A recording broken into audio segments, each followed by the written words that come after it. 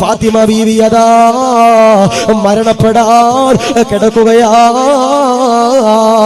സക്കറാത്തിന്റെ ഹാലിന്റെ സമയത്ത് ഫാത്തിമ ബീവി ഉണ്ടല്ലോ അലിയാർ തങ്ങളുടെ മടിയിൽ കിടക്കുകയാ. അലിയാർ തങ്ങളോട് പറയുകയാ, അലിയേ ഞാനെങ്ങാനും മരിച്ചു കഴിഞ്ഞാൽ എന്റെ ഖബറുണ്ടല്ലോ രാത്രി അടക്കിയാൽ മതി അലിയേ. ഞാനെങ്ങാനും വിട പറഞ്ഞു പോയാൽ ഈ ഫാത്തിമയുടെ ജനാസയുണ്ടല്ലോ പകലടക്കാൻ പാടില്ല. ജനാസയുണ്ടല്ലോ പാതിരാത്രിയിൽ അടക്കിയാൽ മതി അലിയേ. അലിയാർ തങ്ങൾ ചോദിക്കുകയാ, എന്താണ് കാരണമറിയോ?